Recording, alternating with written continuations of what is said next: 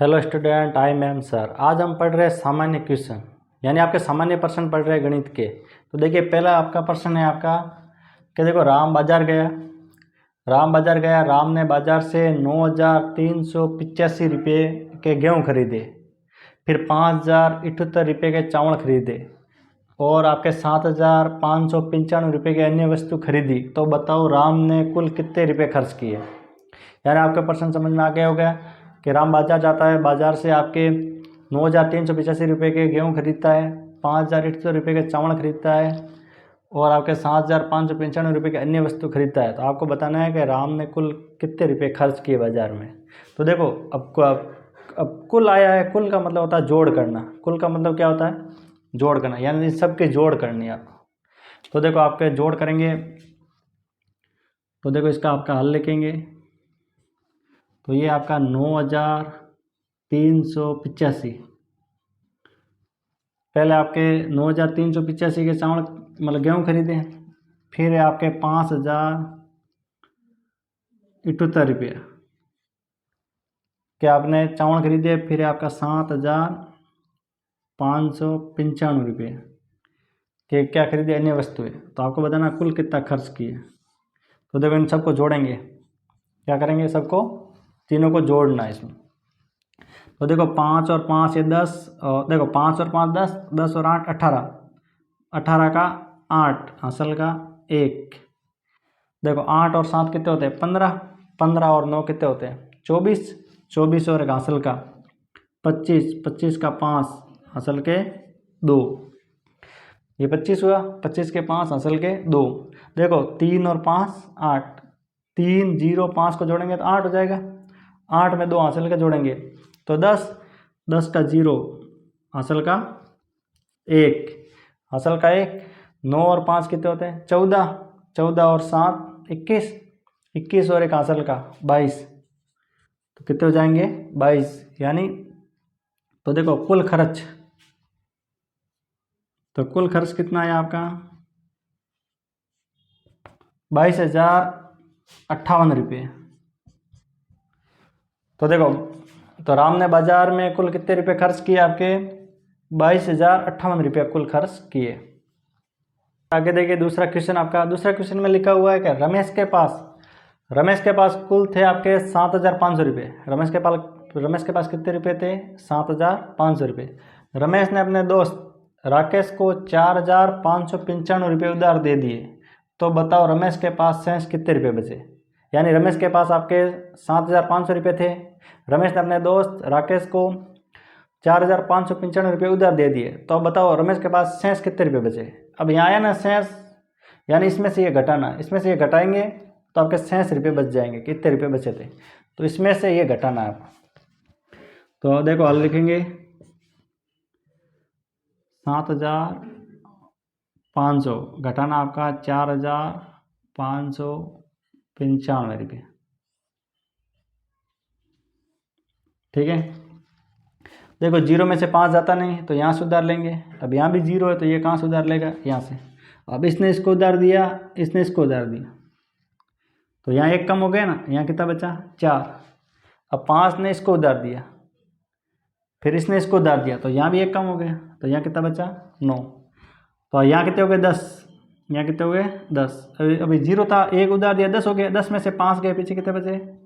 5। अब इसने इसको उधार दिया तो यहाँ कम हो गया, 9। 9 में से 9 गया तो 0। फिर इसने इसको उधार दिया तो यहाँ 1 कम हो गया, यहाँ 4 बचा। अब 4 में से 5 जाता नहीं है तो यहाँ से उधार लेंगे, तो यहाँ कितने हो जाएंगे? 14। और 14 में से 5 गए, मतलब 14 में से 5 गए, पीछे कितने बचेंगे? 9। पीछे कितने बचे? 9। अब इसने इसको उधार दिया तो यहाँ 6 बचा, और 6 में से 4 गया तो 2। 6 में से 4 गया तो 2। तो देखो शेष बचे। तो देखो रमेश के पास शेष कितने रुपये बचे? 2,905 रुपये। रमेश के पास शेष कितने बचे? 2,905। अगर कुल आए तो जोड़ करनी है, और शेष बचे मतलब बाकी करनी है। इसमें से ये घटाना है, तो 2,905 रुपये आपके बचे। आगे देखिए, आपका तीसरा क्वेश्चन है। तीसरा प्रश्न है आपका। देखो, रवि एक कुर्सी 750 रुपये में खरीदता है। तो आपको बताना है रवि ने 65 कुर्सी कितने रुपए में खरीदेगा, यानी एक कुर्सी का 750 रुपये लग रहा है, तो आपको बताना है 65 कुर्सी का कितना रुपये लगेगा, यानी कितने रुपये में खरीदेगा टोटल। तो देखो, तो अब आपको क्या करना है, 750 का 65 से गुणा करना है। इसका गुणा कैसे करना है, इससे। तो आपके आ जाएगा कि इतने रुपये में खरीदेगा 65 कुर्सी। तो देखो हल में देखना, आपका 750 गुणा किससे करना है, 65 से, ठीक है।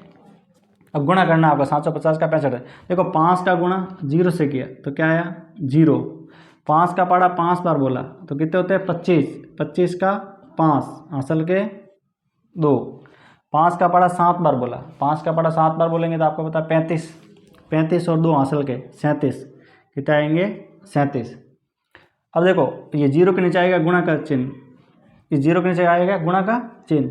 फिर देखो 6 का पढ़ा 0 बार बोलना, यानी 6 का गुणा 0 से किया तो 0, 6 का पढ़ा 5 बार बोला, 6 का पढ़ा 5 बार बोलेंगे तो आपका आएगा 30, 30 का 0 हासिल के वापस 2, 6 का पढ़ा 7 बार बोलना, 6 का पढ़ा 7 बार बोलेंगे तो 42 आएंगे, 42 और हासिल के यहाँ 3 थे, मतलब 6 का पढ़ा 5 बार बोला 30, 30 का 0 हासिल के 3, असल के 3, और 6 का पढ़ा 7 बार बोला तो 42, 42 और 3 कितने होते हैं 45, 45 तो 5 यहाँ लिखना है और 4 यहाँ, ये लिखने का थोड़ा ध्यान है ना कि 5 के नीचे 0 ऐसे लिखोगे तो जोड़ में आसान हो जाएगी। अब इसकी करनी है जोड़, 0 के नीचे कुछ नहीं है तो 0, 5 और 0 कितने होते हैं 0, 7 और 0 0, 3 और 5 कितने होते हैं 8 और 4 का 4 रुपये। तो देखो 65 कुर्सी का कितना रुपये लगे आपका 48,000, कितने लगे 48,000। तो देखो 65 कुर्सी, रवि 65 कुर्सी 48,000 रुपये में खरीदेगा, यानी रवि 65 कुर्सी कितने में खरीदेगा आपके 48,000 में, ठीक है। देखिए आपका चौथा क्वेश्चन है कि आपके दिनेश नो टेबल 76,581 रुपये में खरीदता है, नो टेबल कितने में खरीदता है 76,581 रुपये में खरीदता है। तो आपको बताना दिनेश एक टेबल कितने रुपये में खरीदेगा, यानी नो टेबल का इतना दिया, आपको बताना एक टेबल का कितना मूल्य लगेगा। तो आपको इसमें 9 का भाग देना है, इस संख्या में किसका भाग देना है 9 का भाग, तो आपको पता चल जाएगा एक टेबल का कितना मूल्य है। तो देखो आपका दिया हुआ है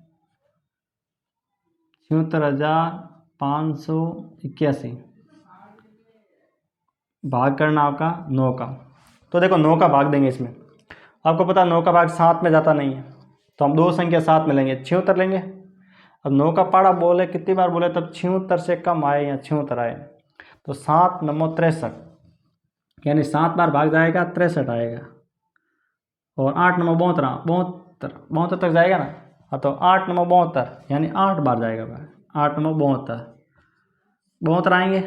अब 76 में से 72 गए, पीछे कितने बचे आपके 4, पीछे कितने बचे आपके 4। अब उतारेंगे ये 5 यहाँ उतारेंगे, ये आ गया आपके 45। अब 9 का पाड़ा कितनी बार बोले तब 45 आए, आपको पता 5 बार बोलते हैं, 9 पंजो 45, यानी 5 बार बोलते हैं ना पाड़ा, 9 का पाड़ा 5 बार बोलते हैं तब 45 आता है।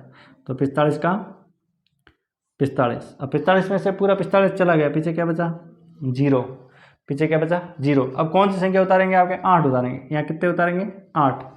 क्या 8 में 9 का भाग जाता है क्या, नहीं जाता, 8 में 9 का भाग नहीं जाता, तो एक और उतारेंगे, ये लास्ट वाली संख्या 1 उतारेंगे यहाँ। अब यहाँ ध्यान देना कि 2 संख्या एक साथ उतारी, 8 उतारा उसमें भाग गया नहीं, फिर 1 उतारा, 2 संख्या एक साथ उतारो तो यहाँ 0 उतारना जरूरी है, यहाँ 0 उतारना जरूरी।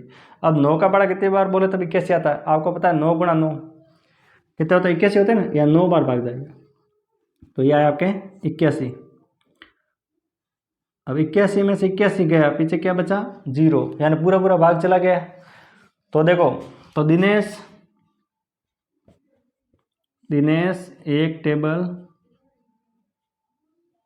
टेबल आपके 8,509 रुपये में खरीदेगा,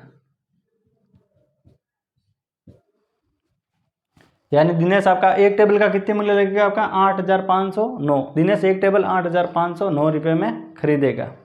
देखिए आपके दो इम्पोर्टेंट क्वेश्चन है, आपके बेसिक क्वेश्चन है इम्पोर्टेंट सबसे। देखो किशोर एक पेन 5 रुपये में खरीदता है। किशोर एक पेन 5 रुपये में खरीदता है, तो बताओ किशोर 245 पेन कितने रुपये में खरीदेगा। यानी एक पेन का 5 रुपये है, आपको बताना है 245 पेन का कितना रुपये लगेगा। तो देखो एक पेन का मूल्य, एक पेन का मूल्य 5 रुपये, तो आपको बताना 245 पेन का मूल्य। तो आपका 5 का गुणा करना है इसका, 5 को 245 से गुणा। अगर कम दिया हुआ है ज़्यादा लाना है तो गुणा करना, और ज़्यादा दिया हुआ है कम लाना है तो भाग देना। तो देखो कम दिया हुआ है ज़्यादा लाना है तो गुणा करेंगे। तो एक पेन का 5 रुपये, तो 245 पेन का 5 का गुणा 245 से करना है। तो देखो इसका इससे गुणा करेंगे। देखो 5 का गुणा इस 5 से किया, 5 का गुणा 5 से किया तो 25 असल के 2, 5 का गुणा इस 4 से किया तो 20, 20 और 2 असल के 22, तो 22 का 2 असल के 2, 5 का गुणा 2 से किया तो 10, 10 और 2 असल के 12, तो कितने हुए 1225 रुपये। 5 का गुणा 5 से किया तो 25 असल के 2, 5 का गुणा 4 से किया तो 20, 2 असल के 22, 22 का 2 असल के 2, 5 का गुणा 2 से किया तो 10, और 10 और 2 असल के 12, यानी 1225 रुपये। तो 245 पेन का कितना लगेगा 1225 रुपये। अब देखो ये क्वेश्चन, भरत 4 किताब 324 रुपये में खरीदता है। यानी भरत 4 किताब कितने में खरीदता है 324 में खरीदता है। तो बताओ एक किताब कितने में खरीदेगा। यानी ज़्यादा दिया हुआ है कम लाना है तो भाग देना, कम दिया हुआ है ज़्यादा लाना है तो गुणा करना। तो अब देखो यहाँ ज़्यादा दिया हुआ है कम लाना है यानी 1 लाना है तो भाग देंगे। तो देखो 4 किताब का मूल्य, 4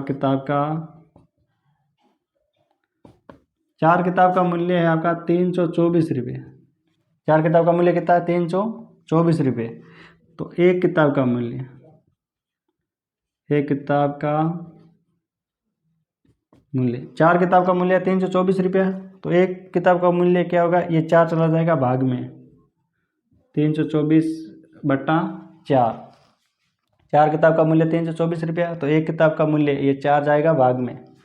तो देखो इसमें भाग जाएगा, देखो आपको पता है 4 का भाग जाता है 32 में, 32 में कितनी बार जाता है आपके 8 बार, 4 का भाग 8 बार बोला तब 32 आता है, यानी 8 बार गया। और इस 4 का भाग इस 4 में गया 1 बार, 4 का भाग 4 में कितनी बार गया 1 बार, 4 का पड़ा 8 बार बोले तब 32 आता है, यानी 8 बार गया। और 4 में 4 का भाग गया 1 बार। तो देखो एक किताब का मूल्य कितना है आपका 81 रुपये। एक किताब का मूल्य कितना आया 81 रुपये। अगर देखो आपका कम दिया हुआ है ज़्यादा लाना है तो गुणा करना, और ज़्यादा दिया हुआ है कम लाना है तो भाग देना। तो आज इसी के साथ आज हमने पढ़े आपके बेसिक प्रश्न, गणित के आपके बेसिक प्रश्न।